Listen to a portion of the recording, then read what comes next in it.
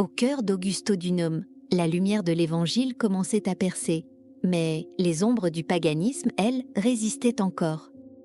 C'est là, dans le silence, que Dieu forma un homme pour guider, un homme pour éclairer. Son nom, Saint Rhétis. Issu d'une noble lignée, orné dès l'enfance des vertus chrétiennes, il allait devenir le père de l'église d'Autun, le maître de Constantin et le témoin d'une époque prodigieuse, celle où l'aigle romaine s'inclina devant la croix. À travers l'épreuve, la perte, le combat, la vie de Saint Rhétis brille comme un trait d'or dans l'aurore chrétienne. À Autun, sous l'impulsion de l'empereur Constance Chlore, les écoles reprenaient vie. L'éloquence y refleurissait et les plus grandes familles des Gaules s'y étaient établies. Rhétis, fils d'une lignée noble, y reçut une éducation soignée. Mais ce qui le distinguait vraiment, ce n'était ni son rang ni ses talents, c'était sa foi. Dès l'enfance, ses parents l'avaient formé à la prière, à la charité, à l'évangile. Il étudiait avec ardeur les lettres sacrées, mais sans mépriser les sciences humaines. Chez lui, la culture et la piété s'équilibraient avec grâce. Son esprit était brillant, son cœur encore plus. Il inspirait le respect des maîtres, l'estime des compagnons et l'admiration de tous. Dans les couloirs des écoles gallo-romaines, on voyait déjà en lui quelque chose de plus grand. Lorsqu'il fut en âge de se marier, les propositions ne manquèrent pas. Rhétis, beau, instruit, estimé, aurait pu choisir la facilité du monde, mais il plaça cette décision sous le regard de Dieu. Il pria, demanda la lumière, et Dieu l'exauça. Il rencontra une jeune femme aussi pieuse que discrète. Elle ne cherchait ni le faste ni les honneurs. Elle voulait seulement aimer Dieu et faire le bien. Leur union fut comme un reflet du ciel, unis dans la prière, dans le silence, dans la charité. Ils passaient des veilles entières à prier ensemble, visiter les malades, consolèrent les affligés, secouraient les pauvres. On aurait dit deux âmes réunies pour ne former qu'une offrande. Leur foyer, simple mais fervent, était un petit sanctuaire. Et pendant plusieurs années, Dieu bénit leur union dans la paix. Mais cette paix allait être brisée. Sans prévenir, l'épreuve s'abattit. L'épouse de Rhétis tomba gravement malade. Il veilla jour et nuit à son chevet, implorant la miséricorde divine, espérant un miracle. Mais la volonté de Dieu était autre.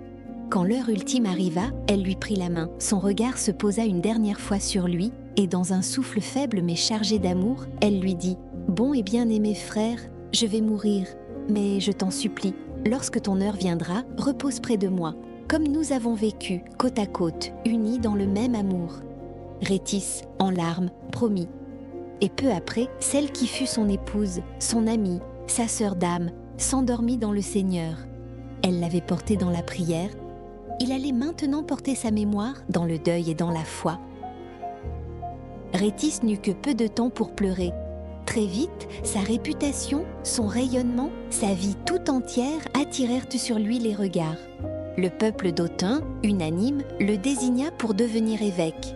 Il n'avait rien recherché, mais Dieu, lui, l'appelait. Alors, il renonça au calme de la vie privée. Il quitta le silence de son deuil pour répondre à l'appel. Il donna tout, son temps, sa paix, sa force. Il se donna lui-même. Évêque d'Autun, il devint un phare. Prédicateur, pasteur, défenseur de la foi. À sa piété s'ajoutait l'estime que lui valait sa naissance, sa sagesse, sa vertu. Et à la place de l'épouse qu'il avait perdue, Dieu lui donna une autre épouse, l'Église. Son élévation survint à un moment providentiel. L'empereur Constantin venait de succéder à Constance Chlore, et face à une cité encore partagée entre chrétiens et païens, il fallait un homme capable de porter la lumière de l'Évangile avec force et douceur. Cet homme, c'était Rhétis. En 311, l'empereur Constantin arrive à Autun. Il reçoit une délégation de notables, écoute leurs doléances, constate les ruines, les charges écrasantes, la lassitude d'un peuple meurtri. Touché, il réagit avec grandeur. Il allège les impôts, remet les dettes, accorde des subsides pour relever la cité. Mais un signe fort, discret mais lourd de sens, marque sa visite. Constantin, bien que reçu avec les images des anciens dieux, ne se rend pas au temple. Déjà, son regard se détourne des idoles. Peu après, en route vers Rome pour affronter le tyran Maxence, il vit un événement qui allait changer l'histoire. Dans le ciel, au-dessus du soleil, une croix lumineuse apparut, accompagnée de ces mots éclatants. « Par ce signe, tu vaincras ». Pour l'empereur, ce fut un choc, une révélation. Il fit inscrire la croix sur son casque, sur ses bannières, sur les boucliers de ses soldats. Et bientôt, il demanda à comprendre ce qu'il avait vu, à recevoir la lumière. C'est alors qu'intervient Rhétis. Le prince, troublé, se tourne vers l'évêque d'Autun, dont la sagesse était connue et qu'il avait rencontré. Rhétis devient pour lui un maître, un guide dans la foi. À ce moment décisif, c'est un pasteur de Gaule qui enseigne l'empereur du monde. Rhétis ne se contenta pas d'enseigner dans sa cité. L'Église, en ce début du IVe siècle, avait besoin d'hommes solides, prudents, profondément enracinés dans la vérité. Et Rhétis était de ceux-là. Lorsqu'éclate la querelle des donatistes, l'empereur Constantin convoque un concile à Rome. Rhétis y est appelé, nommément, aux côtés du pape Saint Melchiade. Là, dans l'ancienne maison du Latran, entouré des évêques d'Italie, d'Afrique et des Gaules, il prend la parole. Son ton n'est ni autoritaire ni faible, c'est la parole d'un homme qui connaît le Christ et qui veut l'unité sans compromission. Il s'exprime avec justesse, profondeur, sans passion partisane. Un an plus tard, à Arles, il siège encore. Le concile s'élargit. 33 évêques y participent, dont les meilleurs esprits des Gaules. Encore une fois, Rhétis se distingue par sa sagesse. Ce n'est pas seulement son éloquence qui impressionne, mais cette lumière intérieure, cette autorité paisible qui invite à la vérité. Il n'était pas seulement l'évêque d'une ville, il devenait peu à peu une référence pour l'Église tout entière. Rhétis vécut encore de longues années au service de l'Église.